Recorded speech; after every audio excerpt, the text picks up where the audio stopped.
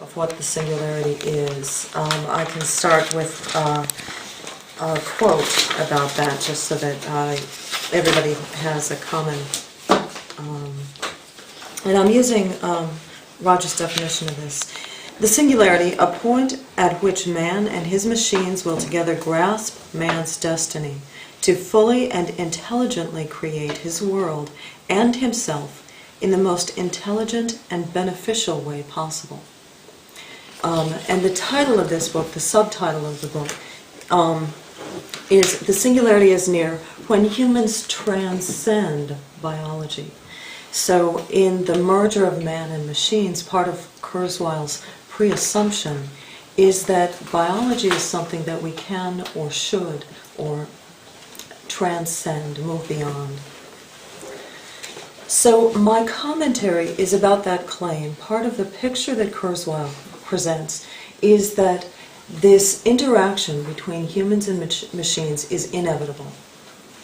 And it will change the species, it will change the way we interact with each other, and it'll change our definition of what it is to be human. I respond to that from a number of different points, some of them as a scientist who studies cognition, some of them as a linguist who studies the etymology of words, and mostly as a humanist myself.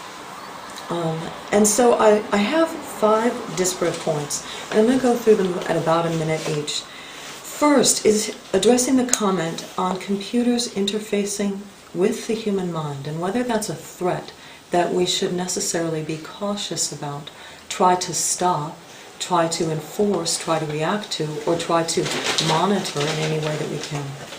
And I'm going to read just a statement here. This technological advancement provides us with support for knowledge, reminders, provides immediate access to facts that can help make us better informed decision makers and help us accomplish our goals more quickly, even to accomplish goals we previously didn't have the capability to imagine. And I directed your attention to an iPhone, but what this quote is about for me is about learning to read as a child. When you learn to read as a child, you have an exterior support for knowledge. You have reminders. And as you grow as a child, you change who you are, how you think, what your goals are for your life, and how you can become what you're going to become. Reading, as a technological advancement, has been a basic human right, and it has been opposed for minority populations, including people who are in the majority, such as women, by keeping technological advancements from subsets of the people. And so in considering Kurzweil's claims, one point that I'd like you to keep in mind is that technology isn't the threat. It's lack of democracy or lack of access, equal access to the technology that's a threat. A second point, I'd like to talk about 2 technologies just as examples for interfaces between the human mind and goals. One is Kurzweil's own text-to-speech system. So at a point in the 1950s, and Becky can help me a lot with this for my chronology, computers were working with the puzzle of how to get a computer to do human language. And at a certain point for code breaking, it seemed like computers were able to solve puzzles that humans were not able to keep up with that problem-solving ability. And that in a very short span of time, computers would be able to speak. That dream didn't happen for 10 years, for 20 years, for 30 years, until people started laughing at the concept. Basically, we could never get a computer to pass the Turing test, to be able to speak the way we do, especially for the depth of innuendo and metaphor that we convey, the multiple meanings on multiple levels, that a computer would never be able to do that. What Kurzweil himself invented was a text-to-speech system that was able to read text aloud. And to do that, you just have to master the basic principles of letter recognition, word recognition, lexical access to a lexicon, morphology, syntax, and phonology, the sounds of things. In normal human language, a brain does that really easily, and in fact a 1-year-old can do it very, very well. darn hard computational problem. This man could pull it off. He got the problem solved. It took him a while, but it had taken thousands of scholars, thousands and thousands of hours to try to master that problem. And he's the one who pulled it off. He knows technology, he knows what he's doing. And if he has visions of the future that some readers see as grandiose or far-fetched, I think they're worth considering. So one is this, based on his text-to-speech system, it was something he invented to help the blind.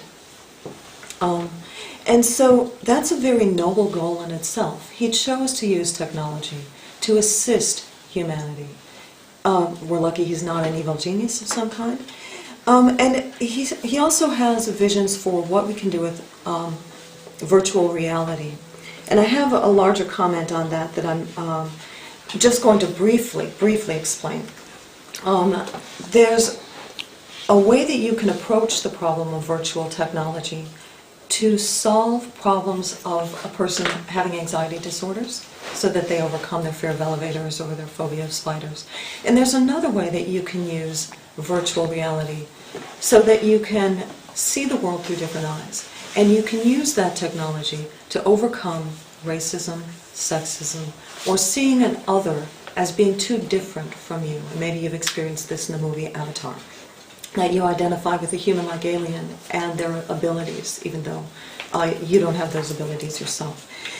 That again is an application of technology, virtual reality, that allows us to extend our vision of the world and make us more human, much more human. And so technology isn't a threat. It's something that helps us realize our humanity. In fact, I think the greatest puzzle to technological advancement is what we choose to do with it. If I gave you, let's say, $30,000 right now, just tossed it out on the table, and said, what are you going to do with this? I would say that a certain percentage would be spent on making yourself more beautiful, making yourself more popular, better groomed, better accessible, better technologically advanced, get yourself a better computer, and on entertainment. I would like us, as we consider these questions, to keep in mind noble goals. We have the power to do anything, and I think we have a responsibility not to waste it. Third, I'd like to go through a quote from Kurzweil.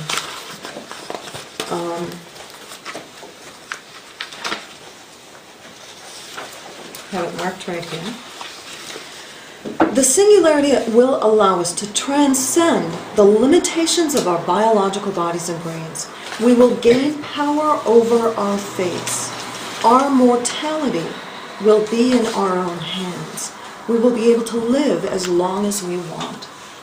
And I would like to change one letter of that. One letter. Our morality will be in our own hands, where it has always been and always should be. If we use these technologies, we should keep in mind that that extending life isn't as important as living a good life, and I think that's something that Arendt and Humanities contribute to. A second quote that I have here, this is the fourth point, our quote on designing human brains. Kurzweil proposes that we can redesign our intelligence and our human brains. And Ray Kurzweil says that we're less than 3 decades away from reverse engineering the human brain on a computer and creating smarter than human intelligence. And I would just like to keep in mind as we go through this discussion that we are the ones that control our definition of intelligence. We control our definition of what it is to be smart or smarter than a computer. If we invent a program to carry out legal decision-making and a forum of justice to avoid the kinds of biases that are known to occur in our human legal system, biases against race, biases against sex, even height of a person, whether a person is attractive or not, all of these things are shown to influence human decision-making ability. That's a poor way to run the justice system. And if we could invent an algorithm that would create a better justice system, that algorithm would still work within our definitions. If we create a definition of justice or intelligence that involves maximal constraint satisfaction and not a greater good, we have to live with that definition of intelligence or morality. The last point that I'd like to make is regarding etymology. And that's etymology of a word based on science and conscience. So within the word conscience, science is there. As you know, con can mean against, contrary, contradict. It's actually contra. Con, in its original etymology, is with. And so conscience means with science or with intelligence.